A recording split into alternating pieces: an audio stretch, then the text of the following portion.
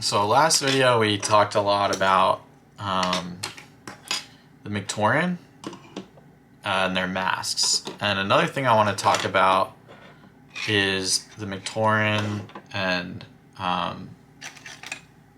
the ability to swap them. And so you couldn't do this when the matoran are released because, as I said, these colors that they're released in, almost none of the other pieces at this time come in these colors, in these mask colors, and then these feet aren't being released in any other color. And it's not until later when we have the Borak Va, and then even later when they re-release the matoran as matoran, as Coley players, that we're able to have a wider selection of these feet colors, and you can actually make the diversity of matoran that are in the games, right? And so if you go online and play Mata Nui, right, you would like have this guy and he'd have like this mask, or I mean it wouldn't be exactly like that, but they would come in masks of all different colors, and some of them were real and some of them weren't. And by real I just mean things that Lego actually made. And so it really dovetails with my thesis about the Toa being exchangeable parts.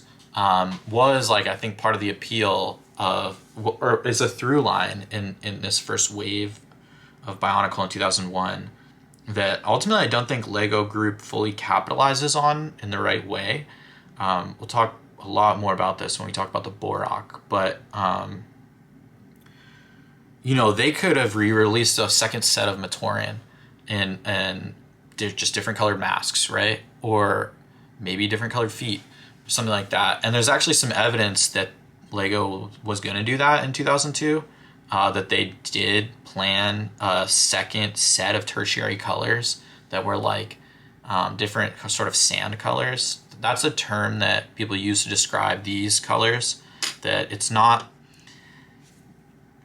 like a pastel, right? Pastel is where you kind of like desaturate or like brighten the color. Sand is these like, this is clearly blue, but something about it looks muted, but not in a pastel way and not exactly in an earth tone way either. But that's, I think, what's evoked by the term sand when people use it in this context. And that's the correct, like, this is sand blue. There's a sand green, which I don't have here. There's other sort of sand colors, as they call them. Anyway, the reason I want to talk again about matoran is because I'm going to share with you today matoran prototype. So this is a piece that I got from Europe. It is a prototype matoran foot. And so here, we'll just compare, and I'll move all this stuff out of the way briefly. But this is like the key thing to see is this dot here. And that's one of the ways you know that it's a prototype. The prototypes, Bionicle prototypes, I'm not sure if Lego broadly. Sorry, I'm just trying to get this to focus. So here, I'm adjusted the camera to focus better. But what you'll see here is these dots. In this case of the feet, only here and here. That was how it was held in the injection mold. And I'm not sure what process causes these dots to not be removed or to normally be removed, but you'll see that this doesn't have them. And so these, I think, were fairly ubiquitous at the time. They're not all that expensive in the grand scheme of Bionicle parts, even these days. And another reason that you'd have high confidence that a piece like this is authentic is that the prototypes were often made in red and green. And so this being in red is good. And so, yeah, this is just a cool piece of Bionicle history.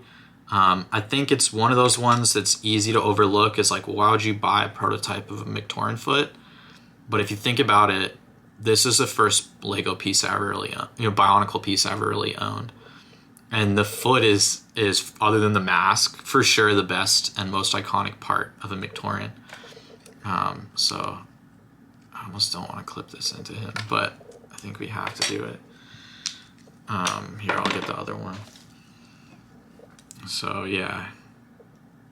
Oh, I don't like doing this at all. I can't imagine that's ever been done to that piece before. So yeah, here we have a all red Jala prototype, sort of. And you know, DM me if you have a prototype how. All right. But yeah, just they're somewhat rare Bionicle piece that's from all the way from 2001 that are they don't make these anymore, and they are getting harder to find. So yeah, thanks for tuning in.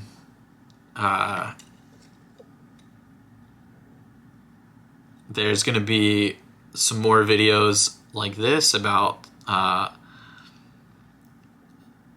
would call this like production lore, although it's like some of this stuff is not, we don't really know. But yeah, Bionicle history, I guess, is how I think of it. These are pieces of Bionicle history. So yeah, thanks for tuning in.